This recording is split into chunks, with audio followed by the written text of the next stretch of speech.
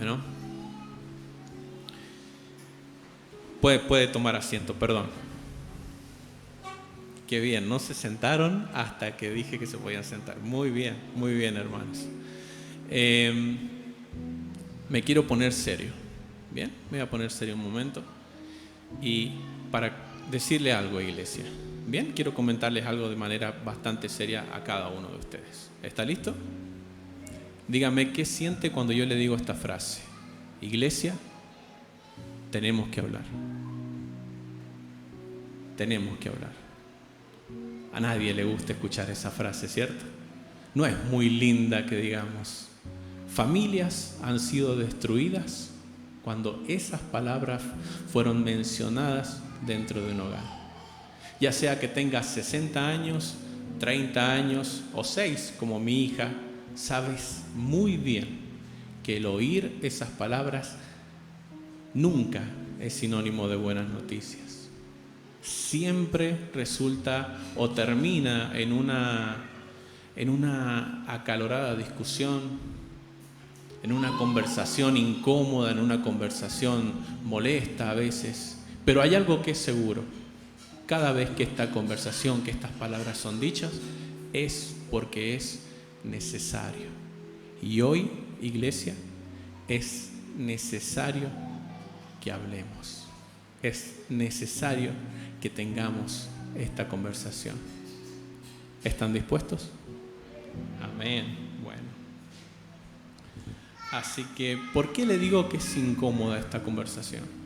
Porque vamos a hablar de un tema que yo le he puesto como nombre creencias religiosas. Creencias religiosas. ¿Puede decirlo? Creencias religiosas. Sus creencias religiosas. ¿Sabe? Le comento de dónde viene el tema. El año pasado tuve el privilegio de estar a cargo de varios grupos pequeños, algunos solo, otros acompañando a un hermano querido, mi hermano Manuel, que está allá sentado, otros junto con mi esposa, y eso me dio la oportunidad de, por así decirlo, colgar una historia detrás de las caras que veía cada domingo. Porque no llevamos tanto tiempo, algunos años llevamos con mi esposa acá en el templo y toma tiempo conocer a las personas cuando lo único que tienes es un saludo un domingo, un abrazo, un ¿cómo estás, hermano? Y uno se queda con, oh, qué linda persona, pero uno no llega a conocerlas de manera completa o de manera, aunque sea un poco más profunda, porque solamente es un trato de domingo. Pero el grupo pequeño, al estar como responsable de esto, me dio la posibilidad de conocer. Pude conocer gente hermosa, fortalezas, aptitudes, talentos de algunos y poder llegar a pensar y discutir con el pastor a ver qué aplicación le podríamos dar a esos talentos aquí en la iglesia para que nos beneficiemos todos. Pero así como pude observar cosas buenas, también pudimos observar, que es parte del grupo pequeño, problemas y debilidades. En algunos problemas tuve la bendición de participar de forma activa y de compartiendo un mensaje, compartiendo una palabra, compartiendo una aplicación inmediata para ese problema y decir, mira, hacé esto, ya lo vi, ya sé qué es lo que tenés que hacer, hacé esto. Y en otros solamente pude participar de forma pasiva, si se quiere, acompañando, estando ahí, orando, que ya es mucho. Entonces, y entre todas estas cosas, mientras estaba en un grupo, mientras estaba en el otro, empecé a notar algo. Yo vengo de otra iglesia. ¿Cuántos pueden levantar la mano y decir que vienen de otra iglesia? Pero necesito saberlo porque es importante. Muy bien. Yo vengo de otra iglesia. Y de grupo a grupo empezó a saltar a mi vista un común denominador, un problemita que yo ya había vivido. Y yo dije, mira, y lo empecé a ver en un lado, y lo empecé a ver en otro y me empezó a preocupar porque ya lo he vivido, ya fui lastimado, ya vi el resultado de la práctica de esas creencias religiosas, como les puse yo. Entonces me puse a meditar y digo, ¿cómo lo puedo tratar? Lo trato individualmente, lo trato en grupo y al final tomé la decisión de decir, bueno, creo que lo mejor que puedo hacer es tratarlo desde el púlpito, ¿cierto? Es mucho más general. Entonces, es lo que yo me propongo hacer en este día. Le voy a pedir al hermano Bernardo que por favor me ponga, porque usted me va a decir creencias religiosas, eso es muy amplio. ¿A qué te referís con creencias religiosas? Bueno, ¿lo puso? Creencias religiosas. A ver, leamos juntos por favor la definición. ¿Son qué? Dice ahí. Ideas consideradas verdad por las personas que profesan una religión. Ahora, el hecho de que sean creencias religiosas no quiere decir que sean verdaderas. Estas ideas, estas creencias religiosas que yo he notado que han surgido, surgen en forma de frases, surgen en forma de citas de cristianos antiguos, célebres. Algunas son extraídas literalmente de la Biblia, otros están parafraseados y otros son no más que filosofías mundanas que han encontrado la forma de entrar a la iglesia y plantarse ahí. Estas ideas son. Muchas veces, yo digo que es incómodo porque yo he escuchado a muchos de ustedes decir esta frase. Yo he tenido algunas de estas frases y estas ideas que yo quiero tratar. Y sé que va a ser incómodo, pero yo creo que todos estamos de acuerdo en que nuestra prioridad no es ganar una discusión, no es estar en lo cierto. Nuestra prioridad es saber qué es lo que opina nuestro Dios, qué es lo que dice la palabra de Dios acerca de estos pensamientos, de estas ideas que nosotros tenemos. Y luego de que sabemos lo que dice la palabra de Dios al respecto, conformamos nuestra vida. Amén. Entonces yo quiero que quedemos en ese acuerdo. Y le voy a pedir por favor que abra su Biblia en 2 de Corintios. Ahí les voy a dar el porqué. El porqué es necesario que nosotros ataquemos estas ideas. 2 de Corintios capítulo 10.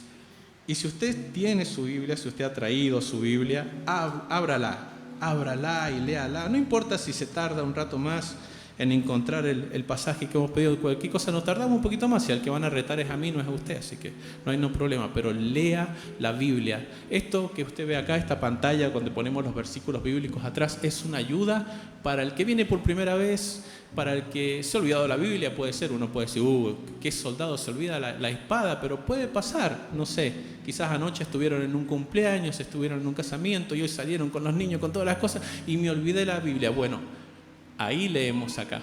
Pero si hemos traído nuestra Biblia, leemos nuestra Biblia. Es más, puede haber el caso, ¿por qué no?, que hay algunas personas que quizás no tuvieron la oportunidad, no pudieron poner, si no abrieron su Biblia en toda la semana. Bueno, gloria a Dios. Comencemos hoy. Amén. Pero leamos. Cualquiera nos puede engañar ahí. Ahí no hay contexto, no hay nada. Yo puedo agarrar un versículo y hacer que diga lo que a mí se me plazca. Pero acá no. Acá hay contexto, aquí vemos lo que hay después, lo que está antes, nadie nos puede engañar. Así que por favor, si ha traído su Biblia, léala. Y vamos a leer el capítulo 10 desde el versículo 4, pero le doy un poco de contexto.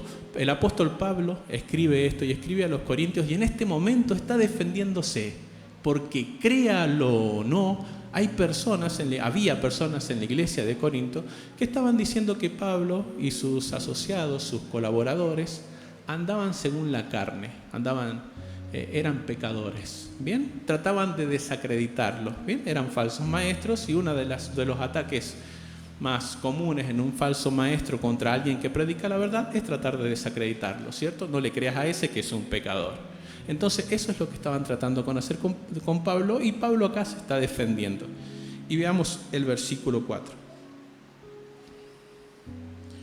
¿Lo tiene? Bien. Porque yo no, me fui a 1 de Corintios. Aquí estamos, 2 de Corintios, capítulo 10, versículo 4. Porque las armas de nuestra milicia, dice Pablo. Versículo 3, comencemos del 3. Porque aunque andamos en la carne, dice Pablo, bien, lo estaban criticando a él diciendo que él era un pecador que andaba según la carne, y él dice, porque aunque andamos en la carne, no quería decir que era un pecador, estaba diciendo estoy hecho de carne y me muevo por la carne, vivo en un mundo físico. No milito según la carne. Mi guerra no es contra carne, no me voy a poner a pelear con ustedes. Bien, dice, versículo 4, porque las armas de nuestra milicia, defendiéndose él y defendiéndose todos sus colaboradores, por eso dice nuestra milicia, también aplica para nosotros, no son carnales, sino poderosas en Dios para la destrucción de fortalezas.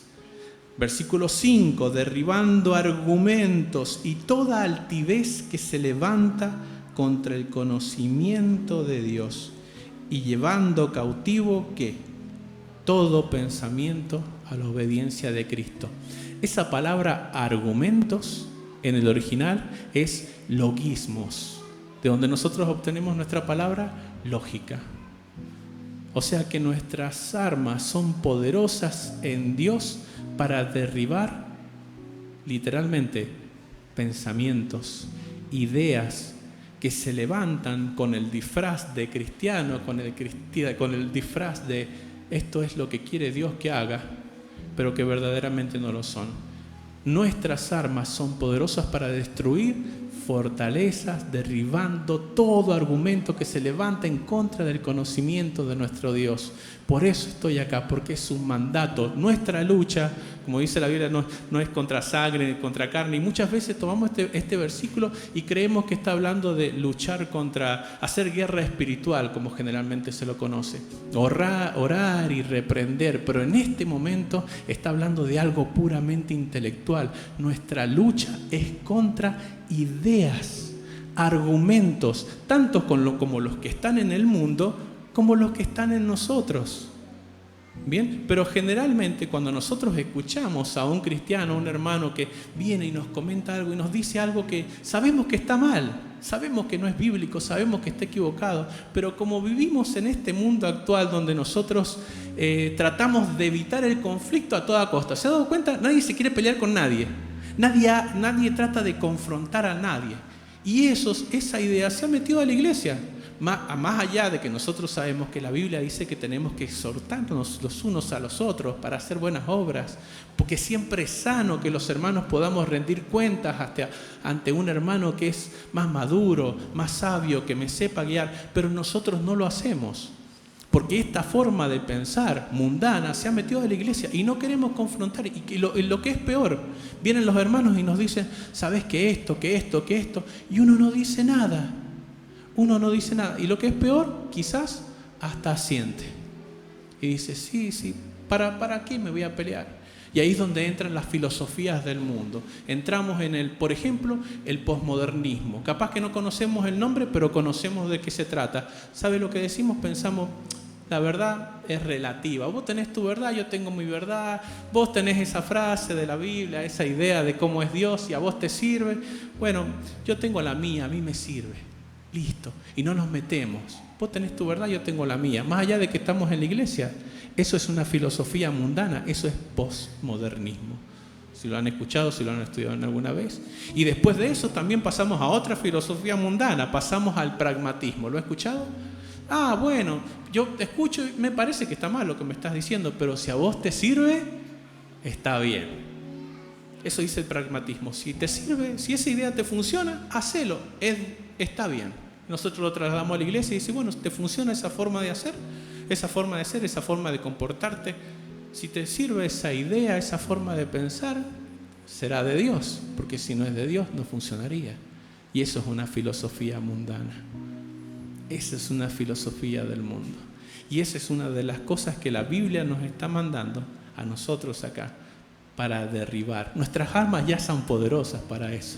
Tenemos el mensaje de la palabra de Dios. Tenemos el mensaje del Evangelio, de las buenas nuevas. Solamente tenemos que comunicarlo, tenemos que ser valientes para ir y decirle a esta persona, mirá, estás mal.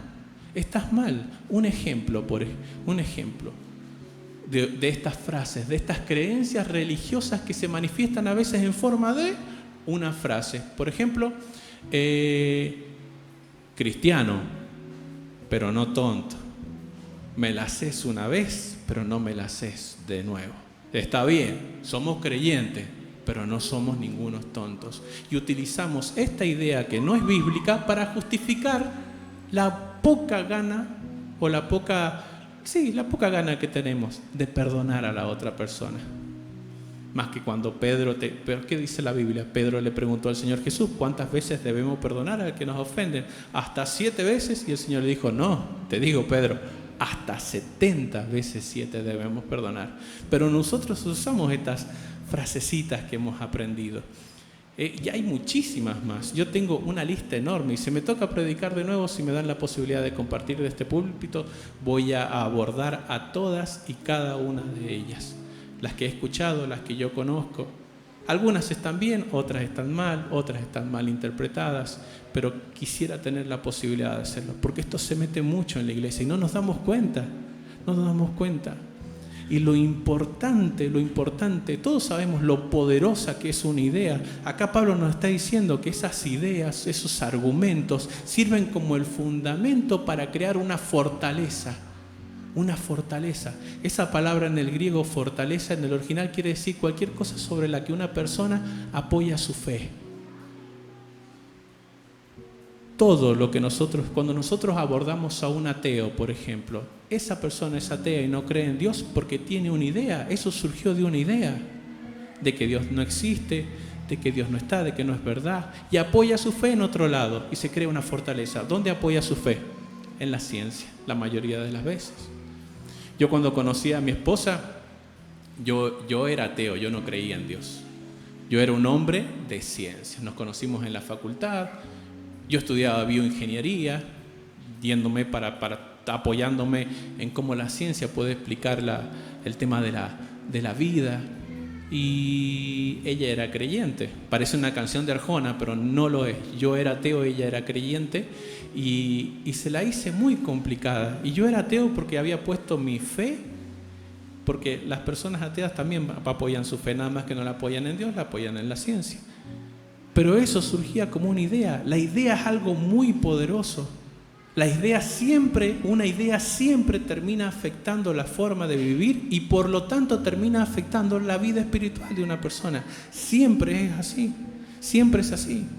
Por una idea, una simple idea de que una raza era superior a la otra, ¿qué pasó? Millones y millones de personas murieron y continúan muriendo hoy, porque esa es otra cosa muy poderosa que tienen las ideas. Ya lo dijo nuestro prócer Domingo Faustino Sarmiento, que los hombres se matan, pero las ideas no. Eso es algo peligroso todavía. Las ideas continúan después de nosotros y debemos atacarlas hoy,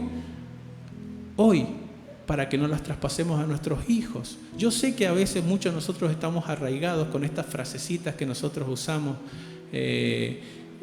Otra frasecita: encárgate de las cosas de Dios, que cuando lo hagas, ¿qué? Dios se encargará de las tuyas. La utilizamos. No digo que está mal, solo le estoy dando ejemplo para mantenerlo entretenido para la próxima vez que me toque predicar. Pero hay muchas frases así. Una frase que me decían a mí, muchísimo aplicada como cristiano: el que quiere, puede. No se da idea la cantidad de gente lastimada que yo he visto por esa frase. Utilizamos una idea para justificar una actitud. Utilizamos una idea para justificar, para poner nuestra autoridad sobre la otra persona. Las ideas son algo muy poderoso. La idea de que un embrión no es un ser humano está llevando a personas a matar a sus hijos, a permitir que alguien mate a sus hijos en su vientre. Y es una idea que permite, que da una excusa, que da la posibilidad de que alguien haga algo muy malo. Y eso siempre termina teniendo repercusiones espirituales, en este caso en un país, porque es inevitable que el juicio de Dios no venga sobre un país que derrama la sangre de miles o millones de bebés. Toda idea termina afectando la forma en la que vivimos y toda idea termina afectando nuestra vida espiritual y nosotros debemos arrancarla de raíz, porque eso dice la Biblia. Gloria a Dios, qué poderosas son nuestras armas. Vamos a Tesalonicenses, por favor. A Primera de Tesalonicenses, capítulo 5. ¿Lo tiene? Otras frases que voy a tratar para más adelante. En el orden hay bendición. Lo utilizamos mucho. ¿Será bíblica? ¿No será bíblica? ¿Será aplicable el 100% de las veces? ¿O habrá que tener un equilibrio para saber aplicarla y cuándo no hacerlo? Piénselo, vaya a su casa y piénselo. Otra más: Dios ama al pecador, pero no al pecado. ¿Es bíblica o no es bíblica? ¿Se aplica a todas las veces o no se aplica a todas las veces? Escuche, predica todo el tiempo. San Francisco de Asís, lo dijo el pastor la semana pasada, predica todo el tiempo y cuando puedas, habla. ¿Será así? ¿A qué se refería? ¿Necesitaríamos un poquito de contexto en esta frase? Yo creo que sí. No juzgues a nadie, Dios es el que juzga. ¿Es así o no es así? ¿Lo dice la Biblia? ¿Qué más dice la Biblia acerca de eso? No nos preocupamos muchas veces en hacernos todas estas preguntas. La usamos porque hay muchas razones. Acuérdense, creencias religiosas, una idea que consideramos verdad. Pero muchas veces estas ideas las consideramos verdad no porque las encontramos o las estudiamos en la palabra de Dios. Las consideramos verdad quizás por razonamiento. Tiene lógica, me parece lógico, por eso lo voy a utilizar. A veces las consideramos verdad no porque las encontramos en la Biblia, sino las consideramos verdad porque quizá una persona a la que amamos mucho, un hombre, una mujer de Dios que impactó mucho en nuestra vida, siempre la decía y se nos pegó. ¿No dicen por ahí que la imitación es la forma más pura de admiración? Y a veces se nos pegan las cosas de otras personas que admiramos. A veces hay muchas razones por las cuales nosotros podemos considerar verdad a una de estas ideas, pero ninguna es válida excepto la palabra de Dios. Excepto la palabra de Dios. Y tenemos que tener la capacidad de hacerlo. Yo quiero que piense usted en este momento. ¿Qué frases digo yo en mi vida? ¿Qué cosas? ¿Qué ideas? Porque esas frases justifican la toma de decisiones. Yo tomo, las personas que me lo han dicho y después tomaban una decisión al respecto. Yo, por lo tanto, voy a hacer tanto. Si esa idea no está fundamentada en la palabra, en el consejo de Dios, el resultado, por más que ahora sea bueno para mí, a la larga va a tener consecuencias espirituales. Porque las ideas son algo muy poderoso. Algo muy poderoso. Está en Primera de Tesalonicenses capítulo 5. Leamos del versículo 21 en adelante. O del versículo 19, vamos al versículo 19. Dice así: no apaguéis el espíritu, no menospreciéis las profecías. Pero, note el contraste, no menosprecien las profecías. Y lo que sigue, examinadlo todo. Ese todo es todo. O sea, no menosprecien las profecías, pero examinen todo. Retened lo bueno. Absteneos de toda especie de mal. Examinen todo. Es más, el hecho que yo esté parado aquí no quiere decir que yo quizás no esté tratando de engañarlos. Vaya a su casa, vea el video, anote la frase, lea el versículo y diga y juzgue usted si lo que yo estoy diciendo es verdad, si lo que yo estoy diciendo, si yo estoy interpretando bien la palabra que estoy leyendo. Porque si yo estoy interpretando bien esta palabra, entonces no importa nada más que conformar mi vida a ello. Hechos 17, vamos a Hechos 17 rapidito. A Dios se le sirve con excelencia. Otra frase, la he escuchado. ¿Será verdad? Y si es verdad, ¿a qué nos referimos con excelencia? Porque excelencia para mí puede ser una cosa y para usted puede ser otra. ¿A qué nos referimos? Muchas veces exigimos excelencia a otras personas y depende de lo que cada uno considere que es excelencia. Hechos, capítulo 17. Me parece que usted lo ha encontrado antes que yo, pero como le dije, si nos tardamos, al que van a retar es a mí. Pablo y Silas en Berea, versículo 10. Inmediatamente los hermanos enviaron de noche a Pablo y a Silas hasta Berea, y ellos, habiendo llegado, entraron en la sinagoga de los judíos. Y estos, los de Berea, eran más nobles que los que estaban en Tesalónica. ¿Por qué eran más nobles según la Biblia? Bueno, pues recibieron la palabra con toda solicitud, escudriñando cada día las Escrituras para ver si estas cosas eran así. La Biblia los considera más nobles porque no importó que fuera el apóstol Pablo. No importaban los milagros y las maravillas que podían llegar a hacer. Ellos lo escuchaban y escudriñaban las Escrituras para ver si era verdad lo que les estaba diciendo. Pablo seguro a estos judíos los estaba tratando de convencer, diciéndole que Jesús era el Mesías que aparecía en el Antiguo Testamento. Entonces ellos leían el Antiguo Testamento y Pablo les decía, mirá, acá habla de Jesús, Salmo 23, Padre, ¿por qué me vas a prometer? Eso lo dijo Jesús. Y ellos iban al Salmo y se ponían a leer, es verdad. Y la Biblia dice que esa actitud los hacía más nobles que los de Tesalónica, que aún así habían creído. Es bueno escudriñar. No es necesario que le crean a la persona solamente porque está para ahí. Escudriñan. Es su responsabilidad como cristiano. No dejemos que estas ideas se nos metan en la cabeza y terminen haciendo que nuestra forma de vivir sea una forma de vida equivocada. Porque una idea equivocada lleva a una equivocada forma de vivir. Amén. Y con esto termino. Isaías 5:13. Vamos al libro de Isaías. Isaías capítulo 5, versículo 13. ¿Lo tiene? Amén. Dice, por tanto, mi pueblo fue llevado cautivo. ¿Por qué? Porque no tuvo conocimiento, y su gloria pereció de hambre, y su multitud se secó de sed.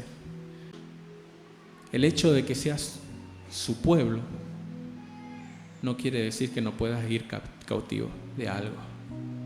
Esta gente era el pueblo de Dios.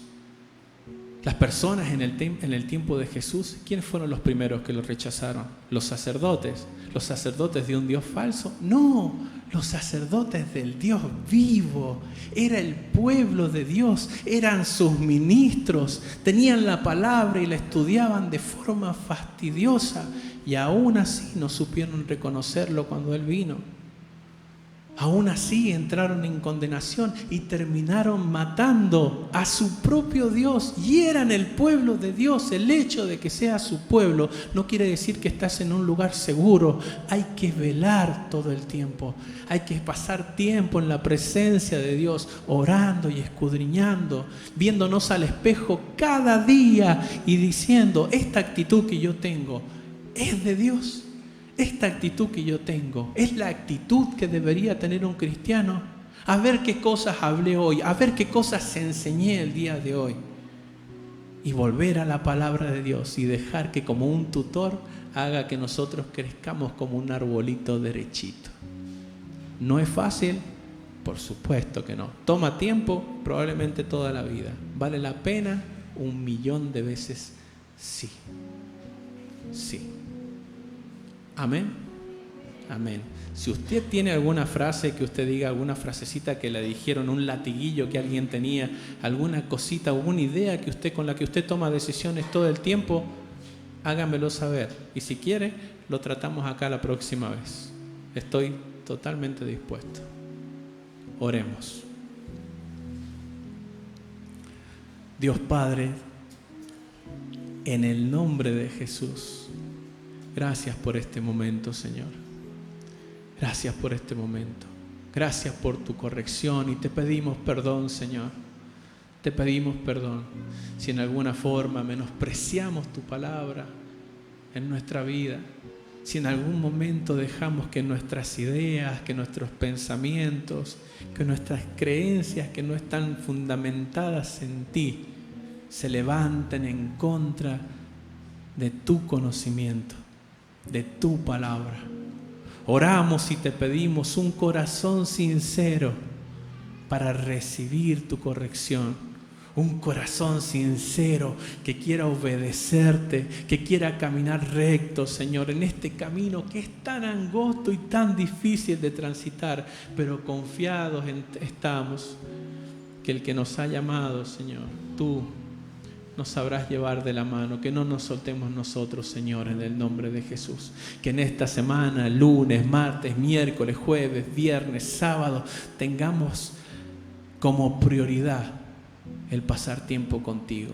orando, estudiando, que en nuestra mente siempre haya un versículo, que en nuestro corazón siempre esté el anhelo de darte gloria y darte honra en cada una de las actividades que llevamos a cabo. Haznos ver, Señor, haznos ver. Abre nuestros ojos para que nuestras debilidades, para que nuestros errores nos sean evidentes y no vivamos las consecuencias de ellos, Señor. Que tengamos la posibilidad y la fuerza de volvernos